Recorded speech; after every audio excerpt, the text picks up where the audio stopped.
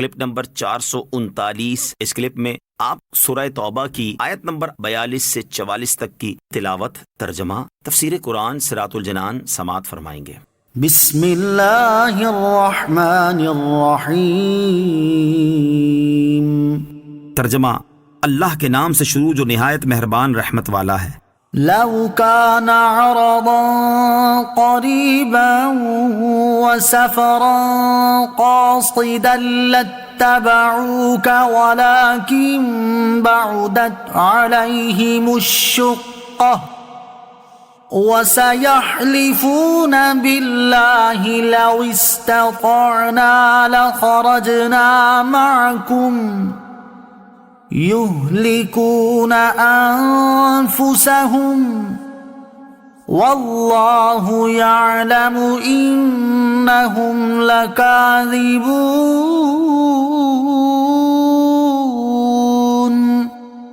ترجمہ، اگر آسانی سے ملنے والا مال ہوتا اور درمیانہ سا سفر ہوتا تو وہ ضرور تمہارے پیچھے چلتے، لیکن مشقت والا سفر ان پر بہت دور پڑ گیا، اور اب اللہ کی قسم کھائیں گے کہ ہمیں طاقت ہوتی تو ہم آپ کے ساتھ ضرور نکلتے۔ یہ اپنے آپ کو ہلاک کر رہے ہیں اور اللہ جانتا ہے کہ یہ بے شک جھوٹے ہیں۔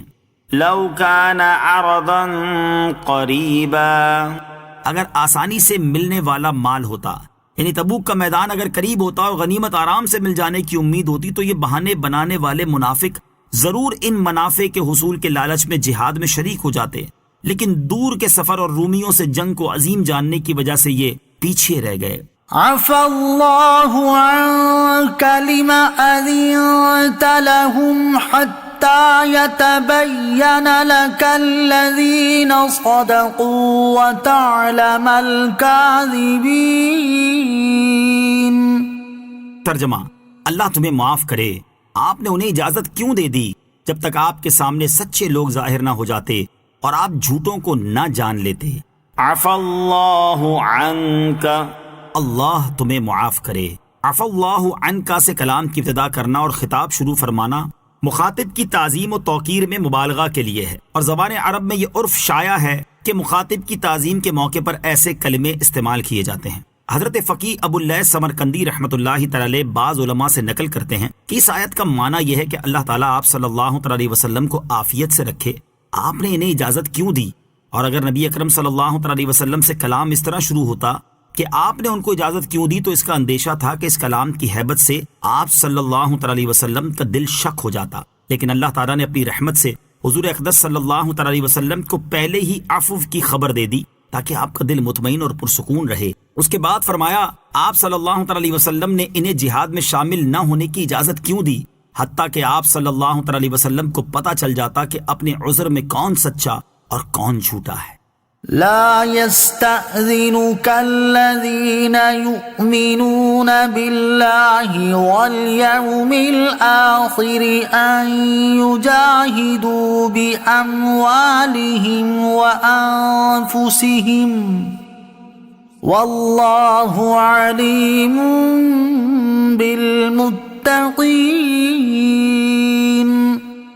ترجمہ، اور جو لوگ اللہ اور قیامت پر ایمان رکھتے ہیں وہ آپ سے اپنے مالوں اور جانوں کے ساتھ جہاد کرنے سے بچنے کی چھٹی نہیں مانگیں گے، اور اللہ پرہیزگاروں کو خوب جانتا ہے۔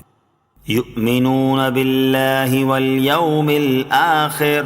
اللہ اور قیامت پر ایمان رکھتے ہیں۔ مفتی احمد یار خان نعیمی رحمۃ اللہ تعالی علیہ فرماتے ہیں اللہ عز و جل پر ایمان رکھنے میں رسول اللہ صلی اللہ علیہ وسلم پر ایمان رکھنا بھی داخل ہے، کیونکہ ایمان سے مراد ایمان صحیح ہے، وہ وہی ہے جو رسول کے ساتھ ہو، ورنہ اللہ عز و جل کو منافق بھی مانتے تھے۔ حضرت عمر بن جموح رضی اللہ تعالی عنہ کا جذبہ شہادت، اس سے معلوم ہوا کہ جہاد کے موقع پر معذرتیں کرنا منافقت کی علامت تھی، جبکہ کامل ایمان والے ہر کڑی آزمائش پہ پورے اترتے ہیں اور جہاد جیسے سخت موقع پر بھی دل و جان اور مال کے ساتھ حاضر ہونے کو تیار رہتے ہیں۔ اس بارے میں ایک واقعہ تو چند آیات کے بعد آ رہا ہے، اور ایک واقعہ غزوہ احد کے موقع پر جہاد کی رغبت کا بیان کیا جاتا ہے۔ حضرت عمر بن جموح انصاری رضی اللہ تعالیٰ عنہ کے پیر میں کچھ نقص تھا، یہ گھر سے نکلتے وقت یہ دعا مانگ کر چلے تھے کہ یا اللہ عز و جل مجھے میدان جنگ سے اپنے اہل و عیال میں آنا نصیب نہ کرنا۔ ان کے 4 بیٹے بھی جہاد میں مصروف تھے، لوگوں نے ان کے پیر میں نقص ہونے کی بنا پر جنگ کرنے سے روک دیا،